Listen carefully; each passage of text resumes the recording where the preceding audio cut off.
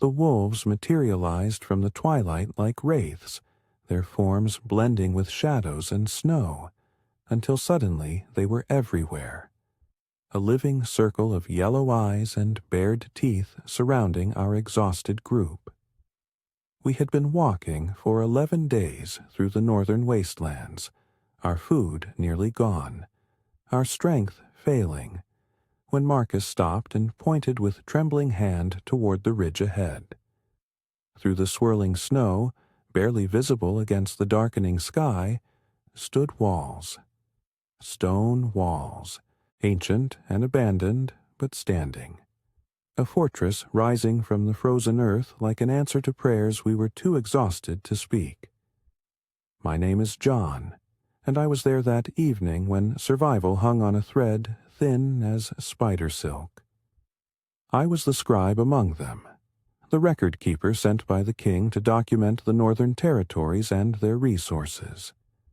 I had come with fresh parchment and careful plans, thinking my educated observations would be sufficient. I was about to learn that knowing how to write and knowing how to live were entirely different skills. If stories of ordinary people discovering extraordinary strength in desperate moments resonate with you, please subscribe. These tales from history's harshest edges deserve preservation, and your support ensures they survive for future generations who need their wisdom. The wolves didn't rush us. They simply waited, calculating, patient in the way only successful predators can be. They had tracked us for days, I realized now. The shadows I'd glimpsed at dusk, the howls that seemed to follow our camp, the growing sense of being watched. They had been waiting for us to weaken enough to make easy prey. The fortress, Marcus breathed, his soldier's voice carrying authority despite exhaustion. At 48 years old, he was our natural leader, a veteran of border wars, a man who understood both strategy and survival. His gray beard was crusted with ice, his face weathered by decades of campaigning, but his eyes remained sharp, alert, decisive. We move as one, children in center, weapons out. If they attack before we reach the walls, form circle and fight. Understood? We understood. We were 15, 9 adults, 6 children. Too few to fight wolves successfully. Too many to move quickly through deep snow. But we moved anyway, because staying meant certain death and moving offered slim hope. And slim hope is infinitely better than none. What I didn't know then was that reaching those walls would be only the beginning. That the fortress would test us in ways wolves never could. That survival would require transforming from strangers into something approaching family. From individuals into community. From people who thought about I into people who understood we. Catherine walked beside me, her hand gripping young Timothy's shoulder with fierce protectiveness. At 36, she was the strongest woman I'd ever met. Not in physical strength, though she had that too, but in the kind of resilient determination that keeps moving forward when everything screams to stop. She had buried her husband 6 months ago, and joined our expedition because staying home with memories was worse than facing unknown dangers. "How far?" she asked quietly, her breath forming clouds in the bitter air. "Quarter mile," Marcus estimated, his eyes never leaving the wolves. "Maybe less. We can make it if they give us time." The wolves gave us time. Or perhaps they were simply confident in their advantage, drawing out the hunt the way cats play with wounded mice. We stumbled forward through snow that grabbed our legs, through cold that bit exposed skin, through exhaustion that made each step a victory over the body's desperate plea to simply stop and rest. Young Finn, barely 19 but trying desperately to be useful, nocked an arrow to his bow with hands that shook from cold and fear. He was our youngest adult, the son of a northern trader who had joined hoping to prove himself worthy of his father's business. Now he faced proving himself worthy of survival. "Save your arrows," Marcus instructed quietly, "unless they attack directly. We can't waste shots we might need desperately later." Beside Finn walked old Henrik, perhaps 70 years old and far too elderly for this journey, but here anyway, because, as he'd explained when he insisted on joining, "I've seen 70 winters. I'd like to understand what they've taught me before I die." He was our keeper of stories, our connection to history, our reminder that survival required more than just physical endurance. "These wolves," Henrik wheezed as we walked, his ancient lungs struggling with cold air. "They teach us something important. Patience, strategy, working together towards a common goal.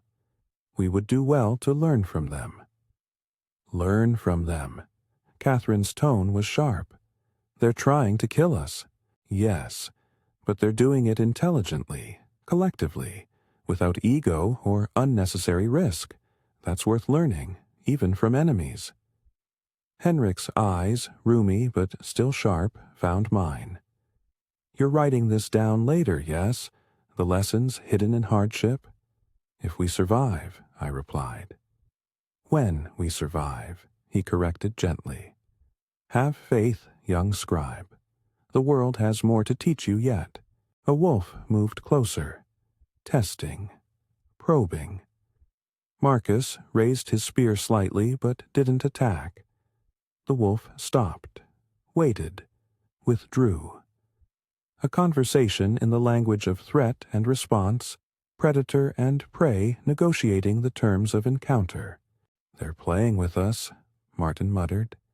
He was our blacksmith, 32 years old, strong as an ox, but cynical in the way that people who've worked with brutal reality become cynical.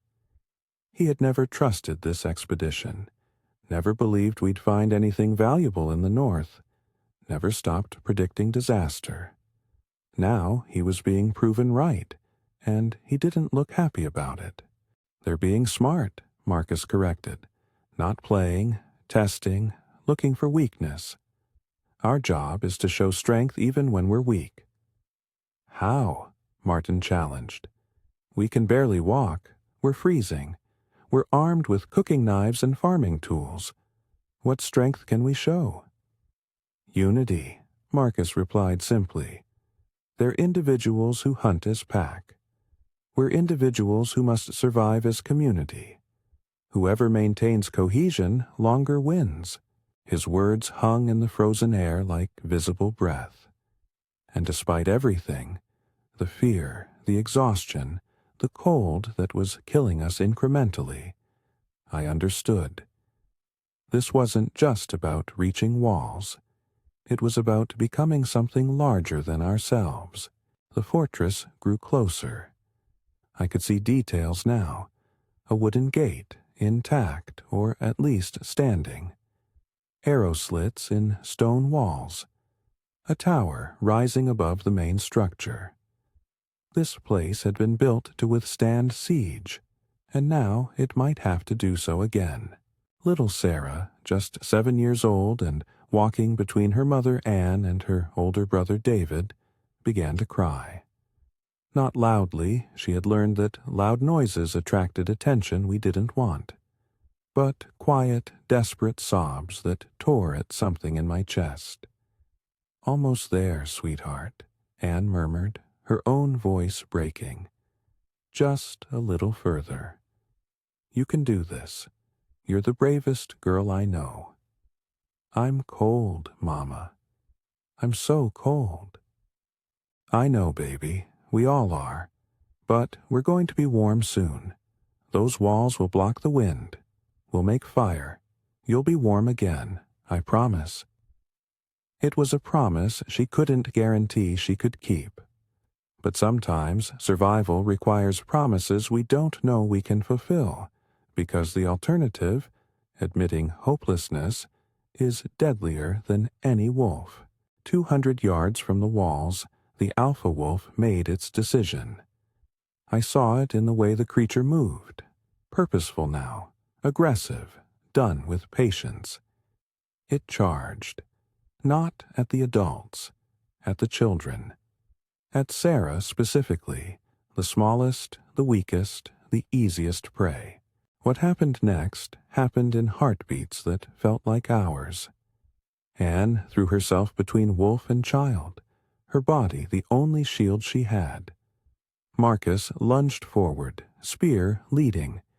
Catherine grabbed Sarah and ran. Finn's arrow flew, striking the wolf's shoulder but not stopping it. And then we were all moving, fighting, the wolves' patience breaking into chaos as they committed to the attack, as we abandoned careful formation for desperate defense. I had never fought anything in my life. I was a scribe. I worked with ink and parchment, not weapons and violence. But I found myself swinging a staff at a gray shape that lunged toward Catherine and Sarah. Felt it connect with something solid, heard a yelp that sounded almost human. Marcus's spear found the alpha's throat. The creature went down, thrashing. The other wolves, leaderless suddenly, confused by unexpected resistance, scattered. "Run!" Marcus bellowed. "Now, while they're disorganized."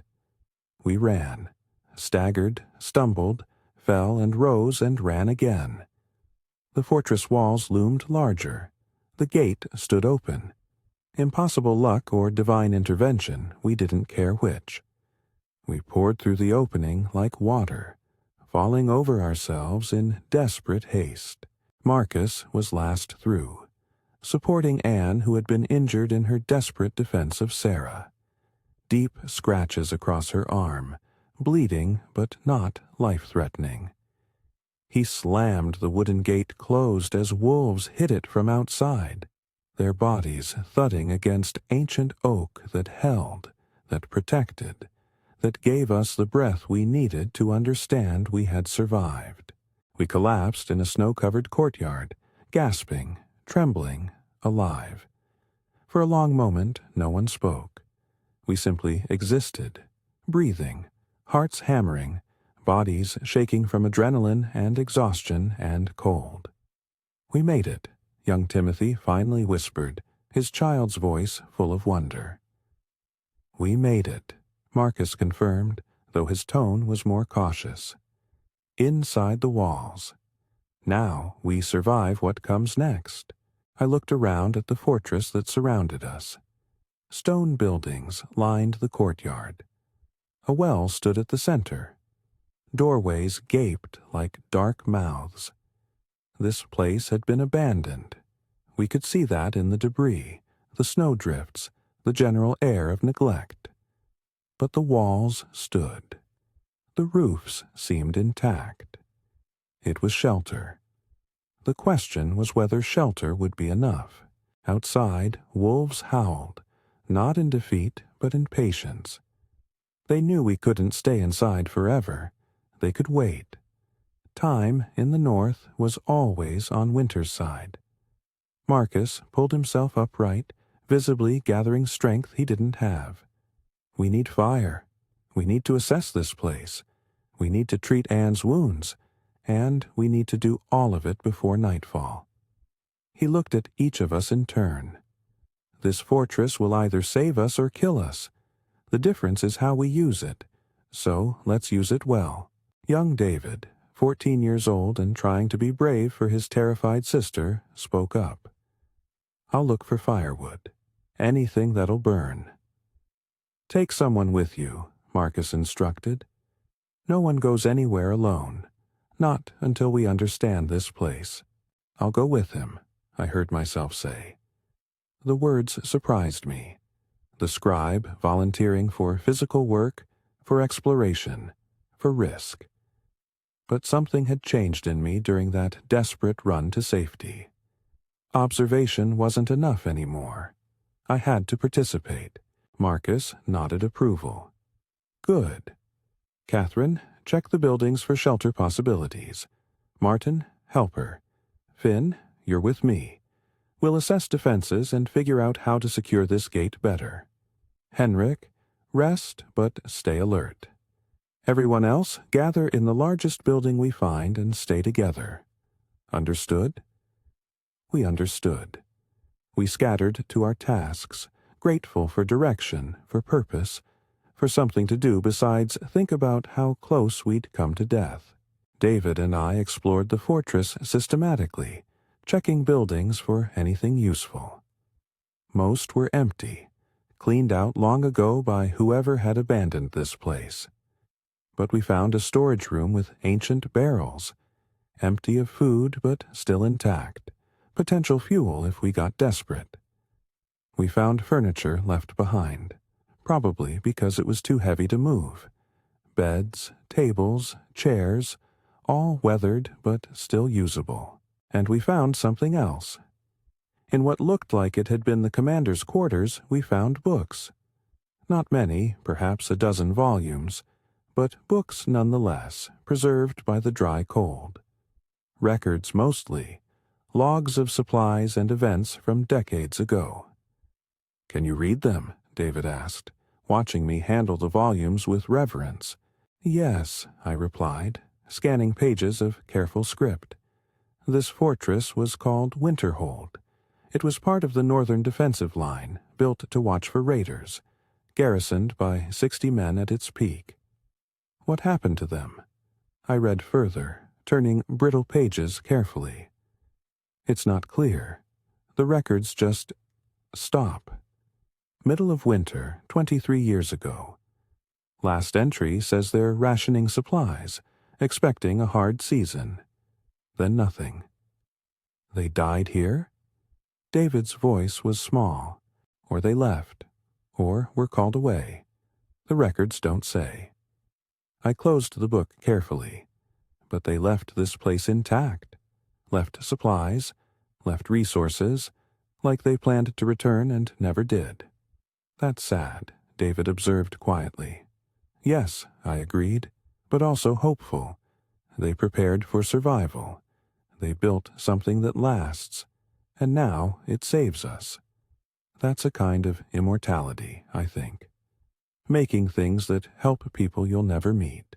We carried what firewood we'd found back to the largest building, the Great Hall we'd started calling it. Catherine and Martin had made it habitable, clearing debris, blocking broken windows with furniture, creating a space that could be defended and kept warm. Marcus and Finn had reinforced the main gate and were checking the walls for other potential entries. "Walls are solid," Marcus reported.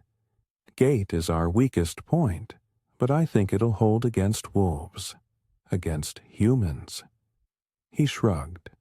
"We'll deal with that if we have to." Anne sat near where Catherine had built a fire in the great hall's hearth, her arm bandaged with strips torn from someone's spare shirt. Young Sarah pressed against her mother's side, no longer crying but still trembling. Anne's face was pale, her jaw tight with pain, but she managed a weak smile when she saw me. "Thank you," she said quietly, "for helping protect Sarah, for fighting even though you didn't have to." "We all fought," I replied, uncomfortable with the gratitude. "We all protected each other. That's what—" I trailed off, not sure how to finish.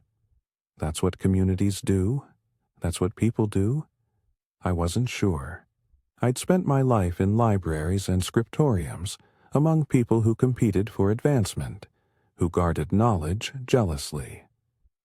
This kind of instinctive, immediate mutual protection was foreign to my experience. "That's what families do," Anne finished for me, her eyes knowing. "And we're becoming family, whether we planned to or not. Shared crisis does that, binds people in ways nothing else can." As darkness fell and we gathered around the fire, all 15 of us pressed together for warmth and comfort. Old Henrik began to speak. not telling a story yet, just talking, his ancient voice filling the space with something besides fear. "This fortress has history," he said, his weathered hands held toward the flames. "I've heard tales of Winterhold, built by King Edmund III 200 years ago, part of a defensive network that never quite worked as planned. Too far apart, too isolated, too dependent on supply lines that failed more often than they succeeded." "Why was it abandoned?" Catherine asked. Henrik shrugged. "The stories vary. Some say plague. Some say the garrison was called south to war and never returned.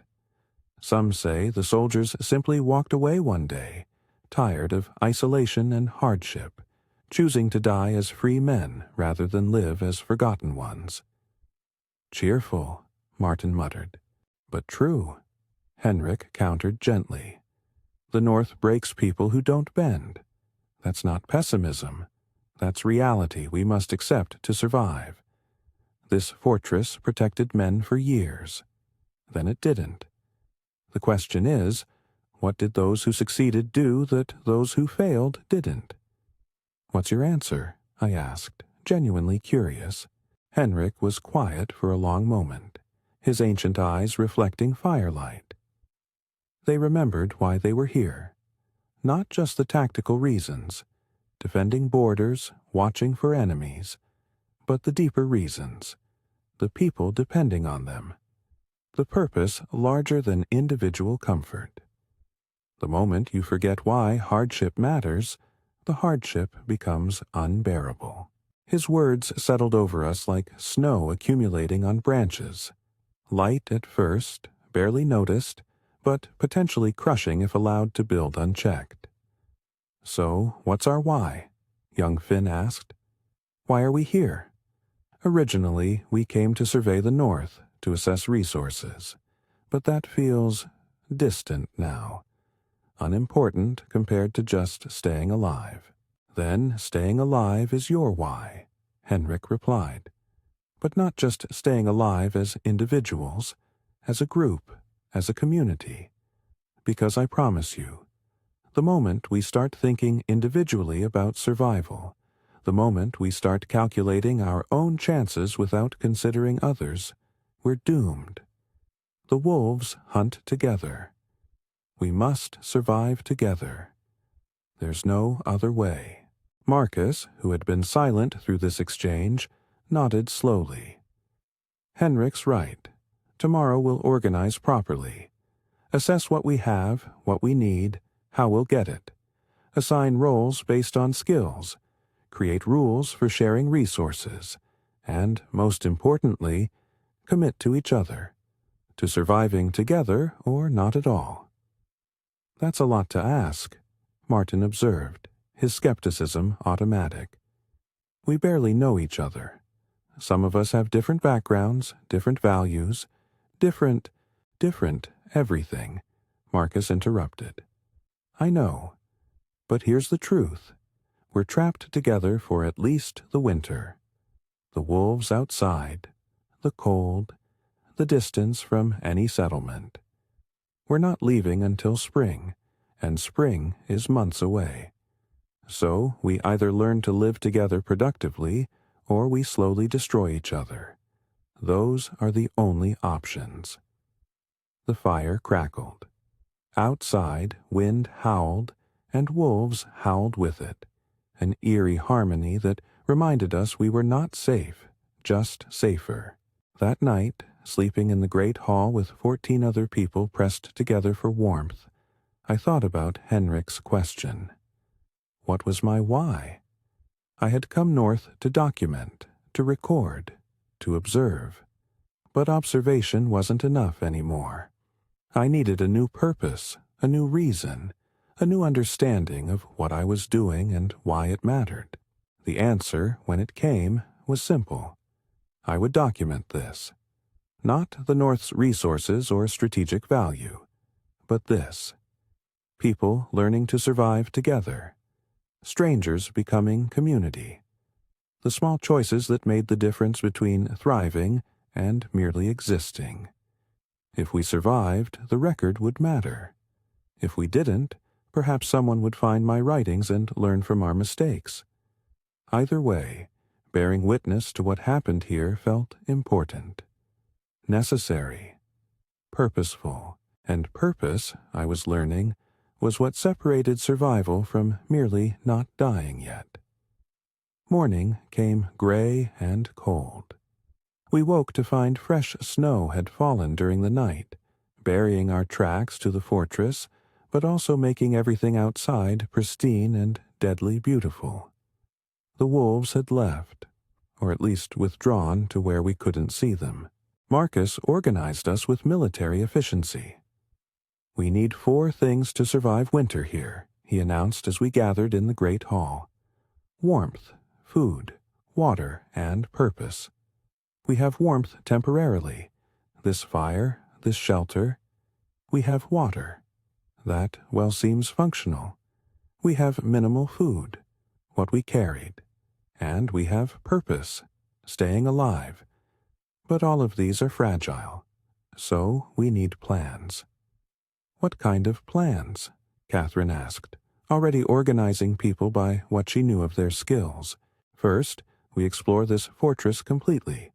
Every building, every room, every storage space. Inventory what's here. Second, we assess our actual supplies. Food, tools, weapons, everything. Third, we figure out what skills each person has that might help survival. Fourth, we create work schedules and resource-sharing agreements. And fifth—" He paused, looking around at all of us. "Fifth, we face the reality that we might be here for months. We need to build not just survival, but life, something approaching normalcy, or we'll go mad from confinement and fear." The next few days were revelatory. We explored Winterhold completely and discovered both gifts and challenges. The well worked, producing clean water, an incredible blessing. Several buildings were structurally sound and could be made properly habitable with work. The great hall could comfortably house all of us, but the food situation was dire. We had perhaps 2 weeks of supplies if we rationed brutally. After that, we would need to hunt, and hunting meant leaving the fortress, meant facing wolves, meant risk. "There are fish in the stream beyond the east wall," Finn reported after a scouting mission from the tower. "I can see it partially frozen. If we could reach it safely, we could fish through ice, feed ourselves that way." "How far?" Marcus asked. "Maybe 300 yards, through open ground. No cover." "So suicide if wolves are waiting," Martin observed flatly. "Not suicide," Marcus corrected. "Risk. But calculated risk might be necessary. We'll watch the wolves' patterns, find when they're least active, send small, fast groups, multiple trips rather than one exposed expedition." Over those first few days, we also began to understand each other's skills and limitations. Catherine was a natural organizer, good with people and logistics. Martin, despite his cynicism, was an excellent craftsman who could repair almost anything. Finn was a skilled hunter and woodsman. Anne, despite her injury, knew herbalism and basic healing. Henrik knew history and provided perspective that prevented despair. And the children, Sarah, Timothy, David, and 3 others named Beth, Luke, and Ella, brought something we hadn't expected: joy. They played in the fortress courtyard, creating games from nothing. Their laughter reminded us that life continued even in hardship, that humans could adapt to almost anything if given time and support. My role became clear quickly. I was the record keeper, yes, but also the teacher. The children needed education, needed something to occupy minds that would otherwise spiral into fear. I began teaching them letters, numbers, history. creating a routine that gave structure to days that could otherwise blur into hopeless sameness. On the fourth day, old Henrik gathered us for an evening story. We had established a routine by then. Work during daylight, shared meal at dusk, stories before sleep. The stories were becoming essential, a way to process what we were experiencing, to find meaning in hardship. "I want to tell you," Henrik began, his voice carrying despite its age-weakened volume, "about the siege of Irongate. It happened 80 years ago, during the Regency Wars. A fortress much like this one, besieged by an army that outnumbered its defenders 10-1. The children leaned forward, captivated. The adults pretended to be doing other things but were clearly listening. The siege lasted 6 months. The defenders had limited food, limited water, limited hope. Many counseled surrender. Better to live as prisoners than die as defenders of a lost cause. Henrik paused for effect. But the garrison commander, a woman named Eleanor, refused. Not because she believed they could win militarily, but because she believed that how they faced hardship mattered more than the outcome. What did she do? Young Beth asked. She organized life inside the walls. Work schedules, shared meals, evening gatherings where people could talk about anything except the siege. She created theater productions, poetry competitions, games for children. She understood something crucial, that humans don't survive on food and water alone. We need beauty, meaning, connection, purpose beyond mere existence. Did they survive? Timothy wanted to know. Henrik smiled.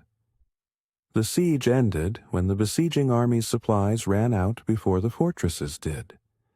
The defenders outlasted their enemies, not because they were stronger or better armed, but because they maintained their humanity. Because Eleanor understood that survival of the body requires survival of the spirit. "What's the lesson?" I asked, knowing Henrik's stories always carried lessons, that we face our own siege here. Not by human armies, but by winter, wolves, isolation, fear. And will survive the same way Irongate's defenders did, by maintaining humanity despite hardship, by creating life, not just enduring existence, by remembering that we're more than bodies trying not to freeze or starve. We're humans, and humans need more than physical survival. His words changed something in how we approached our situation. The next day, Catherine organized not just work parties, but social gatherings. Martin, despite his cynicism, began carving small toys for the children from scrap wood. Anne taught interested people about herbs and healing. Finn began teaching children, and interested adults, about tracking and observation. And I continued recording, but also teaching, and also learning. Learning that education flows both ways, that children could teach adults about resilience and adaptation, that practical skills mattered as much as book knowledge, that community built itself through small interactions, not grand gestures. 2 weeks into our confinement, we faced our first crisis. A winter storm hit, not just snow, but a blizzard that lasted 3 days, so intense we couldn't safely venture outside even the Great Hall. We were trapped in a single building, 15 people in close quarters, supplies dwindling, tensions rising. The confinement revealed fractures we had been able to ignore when we had work and space and distractions. Martin's cynicism became caustic, his complaints constant. A woman named Grace, who had been quiet until now, became convinced we were going to die and said so repeatedly. 2 of the younger adults began arguing about who should get slightly larger food portions based on body size and work contribution. It was Catherine who finally addressed it directly. On the third day of storm-enforced confinement, as tensions reached a breaking point, she stood and called for attention. "We're fracturing," she said bluntly. "Fear and confinement are making us forget why we need each other. So we're going to fix this right now, before we destroy ourselves." "How?" Grace asked bitterly. "We're trapped. We're dying slowly. What's there to fix?" "We fix how we think about our situation," Catherine replied. "We're not dying. We're living in difficult circumstances. We're not trapped. We're protected. We're not helpless. We're figuring it out as we go. And, most importantly, we're not alone. That's what we keep forgetting. We're not alone." She looked around at all of us. "So, here's what we're doing. Each person is going to say one true thing they're grateful for about someone else in this room. Not fake gratitude, real appreciation for real help or kindness or contribution. And we're not stopping until everyone has spoken." The exercise was transformative. Young David thanked Martin for fixing his mother's shoes. Martin, embarrassed, thanked Catherine for keeping them organized. Grace thanked Henrik for stories that made her feel less afraid. Henrik thanked me for teaching the children, giving them hope for futures beyond this fortress. And on it went, around the circle, until everyone had both given and received appreciation. And by the time we finished, the anger had eased. The fear remained. It would always remain, but it was manageable now, shared rather than isolating. "We do this weekly," Marcus decided. "Every week we remind each other why we're grateful to be together rather than alone. Because alone, we'd all be dead. Together, we survive. That's worth remembering." The storm eventually passed. We emerged to find the fortress buried in snow, the world transformed into white silence. But we also emerged stronger, more cohesive, more committed to collective survival, and that commitment would be tested far more severely than any storm. It happened on the 16th day of our confinement. Finn and I were on tower watch, scanning the horizon for any change, when Finn suddenly gripped my arm. "There," he breathed, pointing toward the tree line. "Someone's coming." I followed his gesture and saw them. 3 figures stumbling through deep snow toward the fortress. Behind them, wolves. Not many, perhaps 4, but enough. The figures were moving too slowly, clearly exhausted, and the wolves were closing in. "We have to help them," Finn said immediately, already turning toward the ladder. "Wait," I cautioned, my scholarly training making me hesitate. "We don't know who they are. What if they're raiders, criminals? What if—" "What if they're people who need help?" Finn countered. "Like we needed help 16 days ago? What if we're becoming the kind of people who calculate whether saving lives is worth the risk?" His words hit like physical blows. He was right. We were either people who helped those in need, or we weren't. There was no middle ground. We raised the alarm. Marcus made the decision in seconds.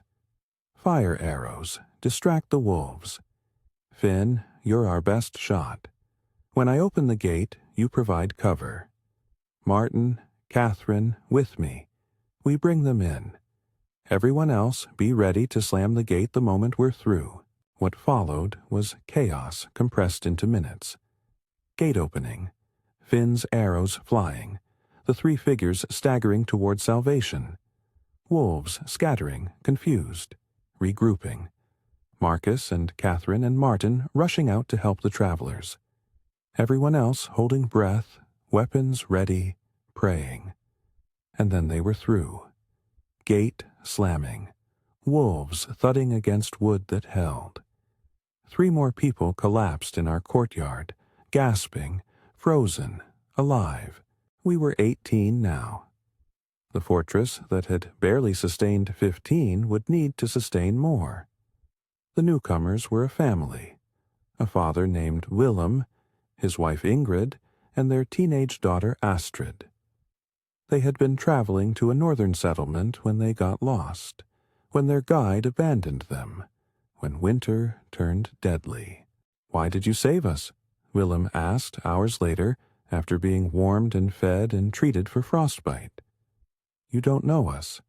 We endanger you. More mouths to feed, more space needed.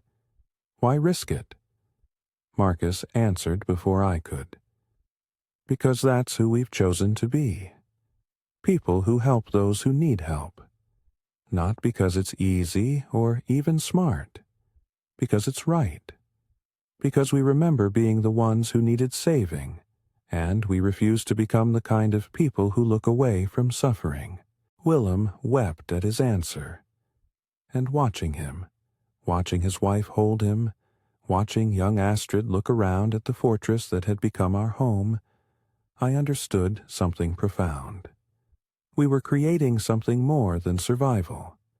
We were creating a community built on principles that mattered more than mere existence. And that was worth preserving, worth recording, worth fighting to maintain. The weeks that followed brought both challenges and growth.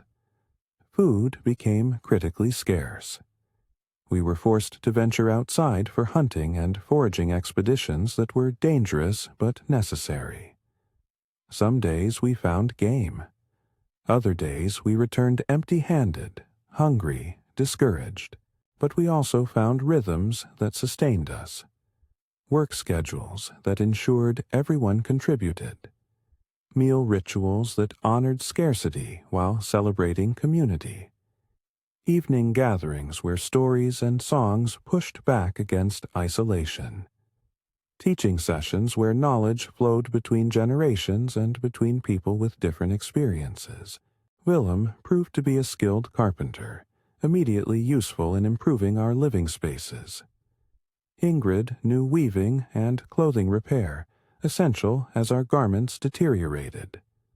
Astrid, despite being only 15, had a gift for organizing children and keeping them occupied and learning. We were becoming something remarkable. Not perfect. We still fought, still struggled, still had moments of despair and selfishness. But we were becoming a genuine community, bound not by blood or geography, but by shared crisis and the choice to face it together.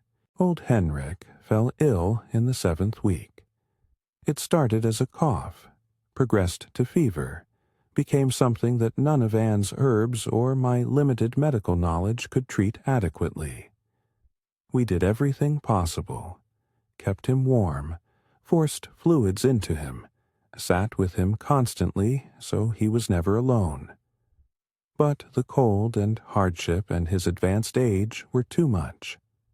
He died quietly one morning, surrounded by people who had come to love him. His last words a story about hope persisting even in darkness. We buried him in the courtyard, as deep as frozen ground allowed. The children cried. The adults stood silent, understanding that we had lost something irreplaceable. Not just a person, but a link to history, to perspective, to the wisdom that comes from having survived many winters. "He taught us well," Marcus said quietly as we stood around the grave. "He taught us that survival requires maintaining humanity, that we're more than bodies trying not to freeze, that stories and beauty and connection matter as much as food and warmth.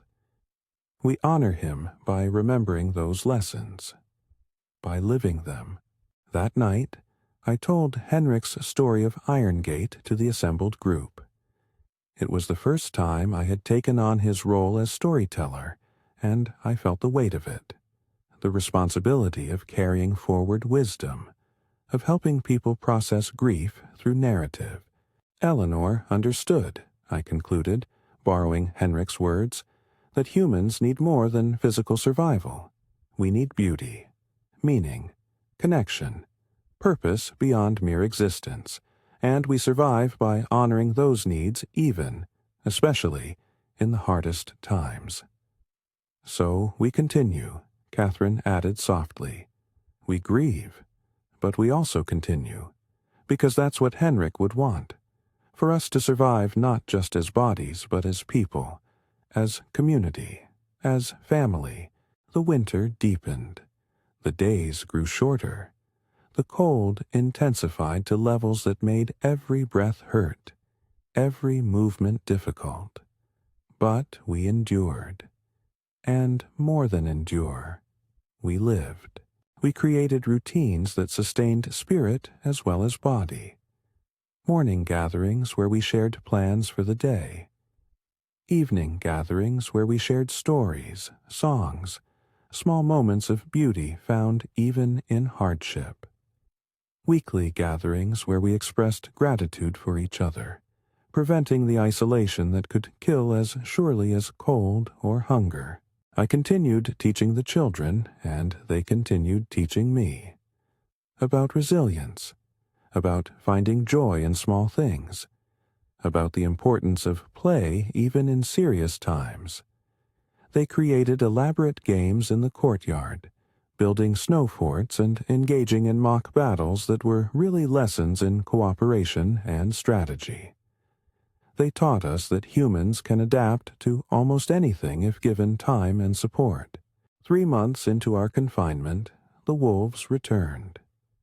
We had thought them gone, moved on to hunt elsewhere, but they came back, perhaps driven by their own hunger, perhaps simply patient beyond our understanding. Their return created new challenges. We couldn't forage as freely, couldn't hunt as safely. We're forced to be even more careful about every venture beyond the walls, but we had learned. We weren't the desperate, disorganized group that had stumbled through the gates 3 months ago. We were organized, competent, working together with practiced efficiency. And we had Willem's new innovation, fire arrows that we could shoot from the walls, creating barriers of flame that wolves wouldn't cross. Simple but effective, giving us control over when and where we could safely venture outside. We're not prey anymore, Finn observed one evening as we watched wolves circle the fortress from the tower. We're something else. Not predators exactly, but not helpless either. We've adapted.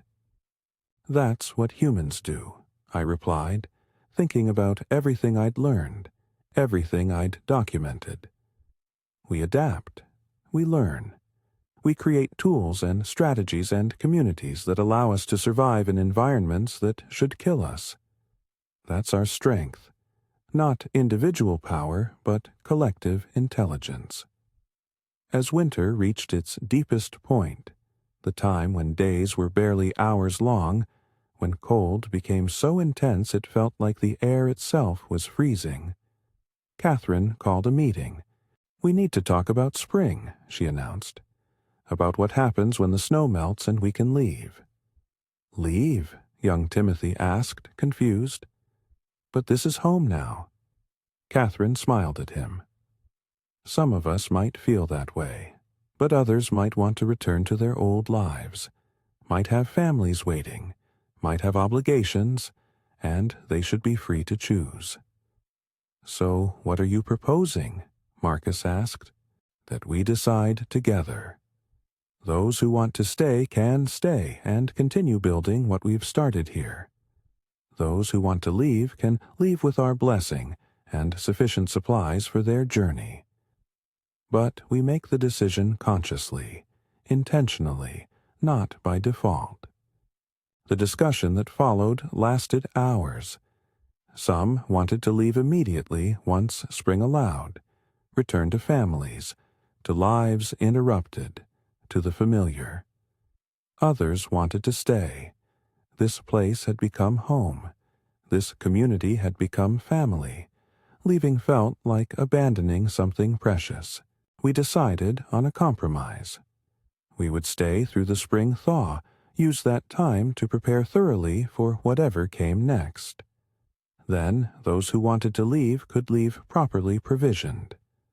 Those who wanted to stay could stay and begin building something permanent. It wasn't unanimous.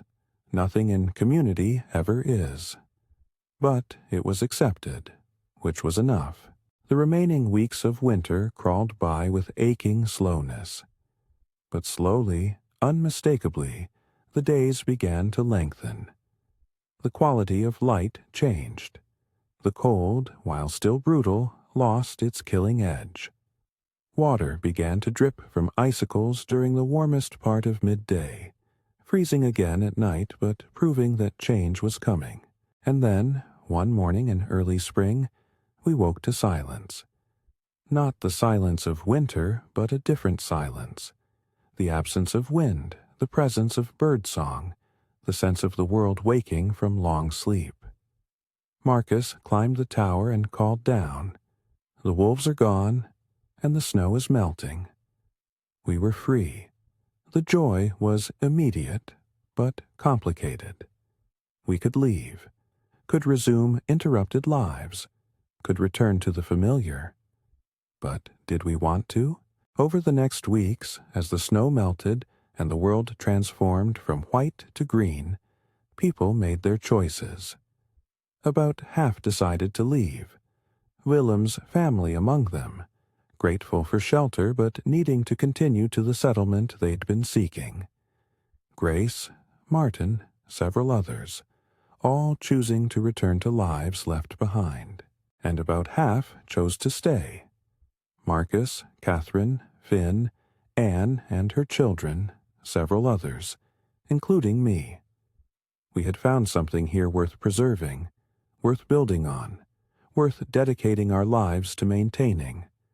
We parted as friends, supplied those leaving with provisions and maps and blessings, promised to remember each other, to tell others about the fortress where strangers became family, and then those of us who remained began the real work.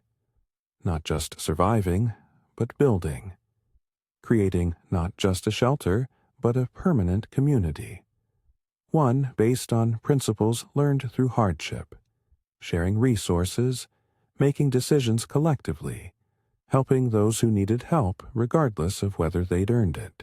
We planted gardens, repaired buildings, established trade relationships with nearby settlements, sent word that Winterhold was occupied again, was a place where travelers could find shelter, where people in need could find help.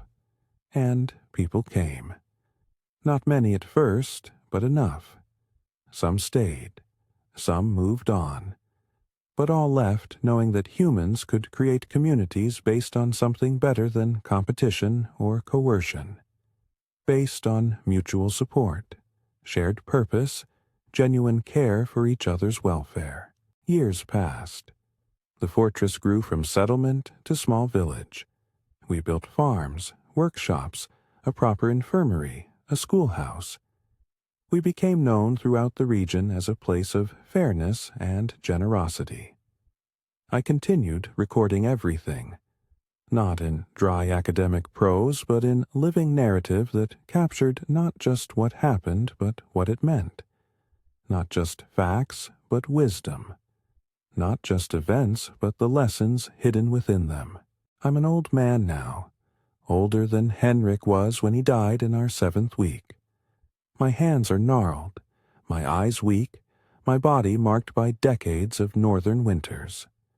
But I'm home. Not in the comfortable library where I started my career. Not in the safe city where I was born and trained. But home nonetheless, in this fortress that saved us and that we transformed into something worth saving. A young person approaches me this evening, a newcomer to our community, recently arrived seeking refuge from troubles they don't need to explain. They've heard stories about the founding, about the wolves and the winter and the choice to stay. "Why did you stay?" they ask. "After the wolves left, after you were free, what made you choose this place?" I think carefully before answering. I stayed because I realized that freedom isn't the absence of walls. It's the ability to choose what walls mean to you. These walls saved us from wolves. We chose to use them as foundation for building community, rather than as barriers against the world. And that made all the difference? That made all the difference. I stand, my joints protesting, and walk to the window that looks over the courtyard. The same courtyard where we first collapsed, gasping and terrified. The same walls that protected us when we were vulnerable, but transformed now. Gardens where there was only snow. Children playing where wolves once circled. Smoke rising from chimneys where only cold existed. Life continuing where survival once seemed impossible. The wolves are long gone. Winter comes and goes in cycles now. Each one survived through the same principles: shared work, shared resources, shared commitment to collective welfare over individual comfort. Many of the original group have passed. Marcus died 5 years ago, peacefully in his sleep, having lived to see the community he led become something larger than he could have imagined.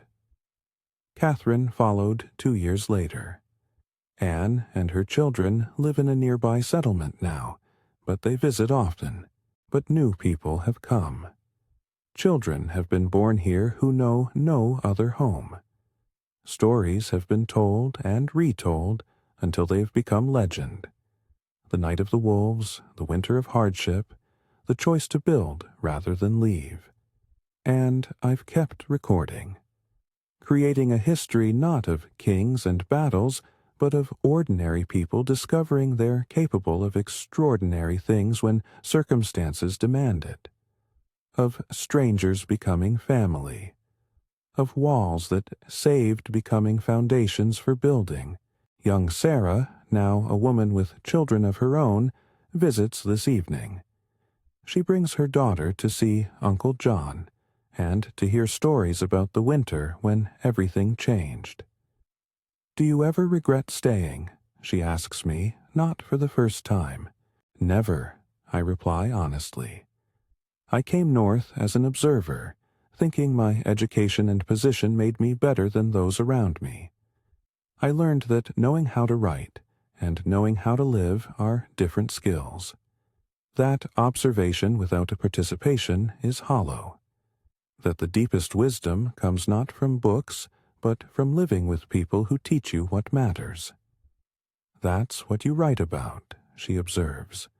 "Not just what happened, but why it mattered." Yes, because what happened?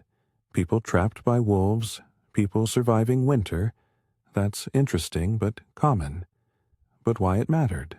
That's rare. That's worth preserving. The evening bell rings, calling people to gather for meal. I hear voices, conversation and laughter, and the comfortable sounds of people who belong together. I descend carefully, join the community for evening meal. We gather in the great hall, much improved since that first desperate night, but still recognizably the same space where we first learned we might survive together. Before eating, we observe the tradition begun by Catherine and continued after her death. Each person shares one thing they're grateful for about another person present. The practice that saved us from fracturing continues to save us, keeps us connected when daily life might pull us apart. Tonight, I share that I'm grateful for everyone who chose to build this community, who chose cooperation over competition, sharing over hoarding, collective welfare over individual comfort, who proved that humans can create something beautiful even, especially, from the hardest circumstances. After the meal, after people disperse to their homes, I return to my room and my writing desk. I light a candle, I open my journal, and I write. Not about today. It was routine, unremarkable, the simple continuation of life. but about what it means. About how the fortress the wolves drove us into became not a prison but a home. About how strangers became family. About how survival became something richer than mere existence. I write so that others who face what we faced might have wisdom to draw on, might understand that survival is never just physical, that communities survive through connections, not just resources, that walls are only as good as what we choose to build within them. The candle burns low. My hand cramps. I set down my pen and close the journal. Tomorrow I'll write more. Continue recording what we're building, how we're living, what we're learning. But tonight, I rest in gratitude for the wolves that taught us about cooperation, for the winter that taught us about endurance, for the fortress that protected us while we learned to protect each other, for the community that emerged from desperation and choice and the daily practice of choosing collective good over individual comfort. The fortress stands strong. The community thrives. The lesson endures, that we survive together or not at all, that walls can protect without imprisoning if we choose wisely, that strangers can become family if we are brave enough to let them. This is what I pass on. Not just facts, but meaning. Not just that we survived, but why survival mattered. Not just that we stayed, but what we built once staying became choice rather than necessity. The wolves came. The winter passed. The fortress saved us, and we chose to become something worth saving.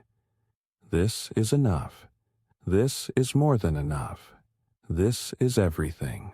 If this story of transformation through shared hardship and the communities we choose to build moved you, please subscribe. These tales of ordinary people discovering extraordinary capacity for compassion, cooperation, and creation under pressure need to be preserved and shared. Your support ensures they reach others facing their own wolves, their own winters, their own moments of choosing between isolation and community. Thank you for walking with John through his journey from observer to participant, from scribe to community member, from someone who wrote about life to someone who lived it fully. May you find your own fortress when you need it, and may you have the courage to make it foundation rather than prison.